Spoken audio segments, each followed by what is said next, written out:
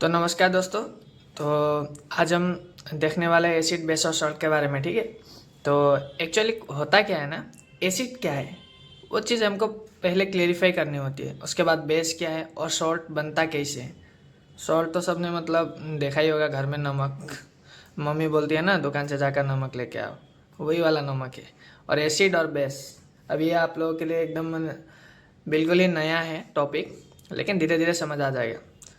तो एक्चुअल में एसिड जो होता है ना, उसका टेस्ट कैसा होता है। जैसे नमक कैसा होता है, नमकीन। नमक कैसा होता है, नमक नमकीन ना, नमकीन। तो एसिड कैसा होता है, एसिड खट्टा। अभी खट्टा चीज़ क्या क्या है आप लोगों को तो पता ही होगा, खट्टा चीज़ क्या क्या होता है। कोई एक दो नाम बता पाएगा। जैसे आम हो गया, आम खट्टा होता है ना, तो आम में क्या होता है, एसिड, है कि नहीं। और जैसे नींबू हो गया, नींबू हो गया, ठीक है। ऐसे बहुत सारे चीज़ें, जैसे बिलाई, और भी बहुत सारी चीज़ें हैं जिसमें एसिड होता है। लेकिन बेस, बेस कैसा होता है, बेस होता है कैसा, कड़वा। तो अभी तो सबको पता चल ही गया होगा कि एसिड कैसा होता है, खट्टा, हाँ। और बेस कैसा होता है, बेस जो होता है वो होता है कड़वा। अब सपोज आप लोग मान लीजिए यहाँ पर एक कंटेनर है और यहाँ पर एक कंटेनर है, ठीक है। यहाँ पर ऐसा भी मान लीजिए बोतल है और बोतल में कुछ रखा है, इधर कुछ रखा है और इधर भी और एक बोतल है और बोतल में भी कुछ है, इधर भी, ठीक है। तो इसमें क्या है और इसमें क्या है, मैं अगर आपको बोल दूँ कि इन दोनों में से किसी में एसिड है और किसी में बेस है, ठीक है। तो किस में एसिड है किस में बेस है, आप लोग बता पाओगे। ऐसे तो देख के तो कोई भी नहीं बता पाएगा, है कि नहीं।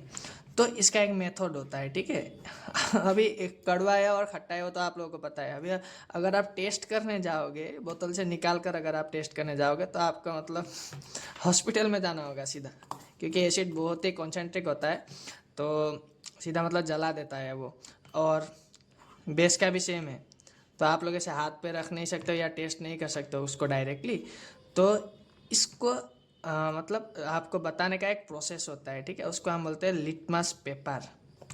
एक पेपर है लिटमस पेपर करके। जैसे ही आप, पेपर होता है ऐसा होता है, ठीक है, पेपर, लिटमस पेपर। आपको मतलब बहुत कलर के दिख जाएंगे, से रेड ब्लू ऐसे कलर के पेपर देखने को मिलते हैं।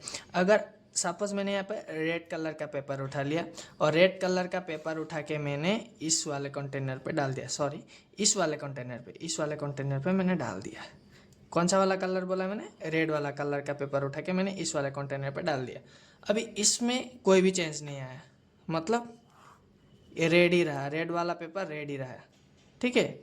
अगर मैंने इस रेड वाले पेपर को उठा के सीधा डाल दिया इस वाले बोतल पर, जहाँ पर कुछ था, मतलब क्या था वो हमको पता नहीं, इस पे डाल दिया, इसका कलर चेंज हो गया। मैंने क्या बोला, रेड वाला पेपर उठा के इस बोतल पे डाल दिया, इस बोतल पे रेड वाला पेपर उठा के डालने के बाद उसका कलर हो गया ब्लू। क्या हो गया, ब्लू। तो समझ जाना उस पे क्या है, बेस। समझ आ रहा है ना। जैसे ही मैंने रेड वाला पेपर उठा के इस बोतल पे डाल दिया तो उसका कलर चेंज हो गया ब्लू। तो मतलब उस पे क्या है, उस पे है बेस, ठीक है। और जैसे ही इस वाले रेड वाले पेपर को मैंने उठा पे यहाँ पर डाला था, तभी मतलब कोई भी कलर चेंज नहीं हुआ था, सिंपल। रेड वाला पेपर रेड ही रहा। लेकिन अगर मैं इस ब्लू वाले पेपर को उठा के यहाँ पे डाल दूँ तो इसका कलर चेंज होता है रेड पे, क्या हो जाता है, रेड। तो ब्लू वाला कलर कहाँ पे चेंज हो गया, रेड पे, ठीक है। लेकिन इस ब्लू वाले पेपर को वापस से उठा के मैं इस बोतल पे डाल दूँ तो क्या हो जाएगा, कोई भी कलर चेंज नहीं होगा। मतलब ब्लू वाला ब्लू होता है और रेड वाला रेड। तो इसका मतलब क्या है, एसिड जो होता है वो ब्लू वाले पेपर को रेड पे कन्वर्ट कर देता है, ठीक है। तो red acid, and blue, sorry, base जो होता है वो रेड वाले पेपर को ब्लू में कन्वर्ट कर देता है। ये बात एकदम ध्यान रखना है। तो इसके ऊपर बेस करके मैं आपको एक और चीज़ बताऊंगा, ठीक है। तो चीज़ कुछ इस प्रकार का है। अभी इस बोतल पे कुछ रखा है, सपोज इसमें बेस है, और इस बोतल पे रखा है एसिड, ठीक है। तो इसमें कितना एसिड है और सॉरी कितना बेस है और इसमें कितना एसिड है वो तो आपको जानना पड़ेगा, क्योंकि इसमें मतलब कुछ अमाउंट तो होगा ना। क्योंकि अगर सपोज यहाँ पे मिल्क है और मिल्क पे किसी ने वाटर मिक्स किया है तो कुछ अमाउंट का वाटर मिक्स किया होगा, ज़्यादा वाटर होगा या कम मिल्क होगा, वैसा तो होगा ना सिनेरियो। तो अभी हमको पता कैसे चलेगा कि यहाँ पे बेस कितना है, तो उसको जानने का एक तरीका है जिसको हम बोलते हैं पीएच स्केल। क्या बोलते हैं? PH scale. ये एक स्केल है, ये क्या डिसाइड करता है, ये बोलता है कि क्या बोलता है पीएच स्केल बोलेगा। अगर इससे पूछोगे भाई भाई पीएच स्केल सुनो ना, एक बात सुनो, इसमें कितना बेस है वो मेरे को बताओ ना, तो वो पीएच स्केल बता देगा आपको कि यहाँ पर कितना बेस है। ये पीछे अभी ऐसा मत सोचना कि पीएच स्केल सिर्फ बेस के बारे में बताता है, वो एसिड के बारे में भी बताएगा, दोनों के बारे में बताता है। तो अगर आपको कोई पूछे, टीचर ने मान लो आपको पूछ लिया कि बेस और एसिड कितना अमाउंट का होता है, उसको जानने के लिए तुम क्या यूज़ करोगे? PH scale. अब उसको रिवर्सली सोचो, अगर तुमको पीएच स्केल का अमाउंट दिया हुआ है तो तुम बता पाओगे ना कि बेस है या एसिड है कंटेनर पे या बोतल पर, ठीक है। तो पीएच स्केल का वैल्यू होता है यहाँ पे कहाँ से स्टार्ट होगा? 0 से हमेशा, और उसके कहाँ पे जाएगा? 14 तक जाएगा। मान लो बीच में आएगा 7, ठीक है। अभी 7 होगा, ये बीच वाला हो गया, 0 से 7 और 7 से 14, दो पार्ट में डिवाइड कर दिया। 7 से जो भी लोएस्ट होगा वो होगा एसिड, 7 से कम, ठीक है। और 7 से ऊपर वाला जो भी होगा वो होगा बेस। अभी यहाँ पे 7 से पास में आएगा 8, यहाँ से 9 10 ऐसे मान लो, ऐसे जाएगा 14 तक, ठीक है। तो इधर आएगा 6, इधर आएगा 5, इधर 4 3 ऐसे जाएगा 0 तक जाएगा सपोज। तो 7 से जो 8 वाला है जस्ट वो 7 के पास ही है कि नहीं, तो उसमें कम बेस होगा। तो जो 8 के बाद आएगा उसमें क्या होगा? 8 से ज़्यादा बेस यहाँ पे होगा, 9 से ज़्यादा बेस यहाँ 10 पे होगा। तो इधर वाला जो पार्ट होता है 14 13 12, इसमें बहुत ज़्यादा बेस होता है, मतलब हाई कॉन्सेंट्रिक, ठीक है, हाई, बहुत ज़्यादा। और सेम इधर भी देख सकते हो, 0 से लेके 3 या 4 ये बहुत ज़्यादा एसिडिक होता है। क्या होता है? एसिडिक। और ये क्या होता है? Basic, high acidic and high basic. तो सिंपल जो 7 वाला होता है उसको हम बोलते हैं न्यूट्रल। क्या? न्यूट्रल। न्यूट्रल का मतलब क्या है? अभी अभी एक नया टर्म तुमको समझने मिला, न्यूट्रल। अब ये न्यूट्रल होता क्या है? जो एसिड भी नहीं है और क्या है? बेस भी नहीं है, उसको हम क्या बोलेंगे? न्यूट्रल, है कि नहीं? अभी ध्यान से देखो। हाँ तुमको एग्जाम में सपोज ऐसा है, ए दिया है 1 और ए का वैल्यू तुमको दिया है 5 पीएच स्केल दिया है, ठीक है। और बी दिया है, बी का वैल्यू तुमको दिया है 13 पीएच स्केल। पीएच स्केल का वैल्यू दिया है तुमको। अब तुमको सिर्फ इन दोनों को देखकर बताना है इनमें से कौन सा एसिडिक है और कौन सा बेसिक है। अब तुम तो इधर देख के तो बता पाओगे अभी, क्योंकि मैंने क्या बोला? 7 से जो कम होता है, 7 से कम मतलब लेस देन 7, उसको हम क्या बोलेंगे? एसिड। और जो ग्रेटर देन 7 होगा उसको हम क्या बोलेंगे? बेस। और 7 क्या होता है? न्यूट्रल। बस ये चीज़ एकदम गांठ बांध लो, इसको कभी भूलने का नहीं, ठीक है। तो इधर देख के अभी बता पाओगे, जो ए है वो एसिड है और जो बी है वो क्या है? बेस है। सिंपल सी बात है कि नहीं? अभी देखो, एक बोतल है और यहाँ पे एसिड है कुछ अमाउंट का, ठीक है। तो यहाँ पर सिर्फ एसिड ही होगा, कुछ ऐसा लिखा तो नहीं है ना, क्योंकि मैंने जैसे बोला था मिल्क और वाटर का मैंने एग्जांपल दिया था कि नहीं, मिल्क और वाटर।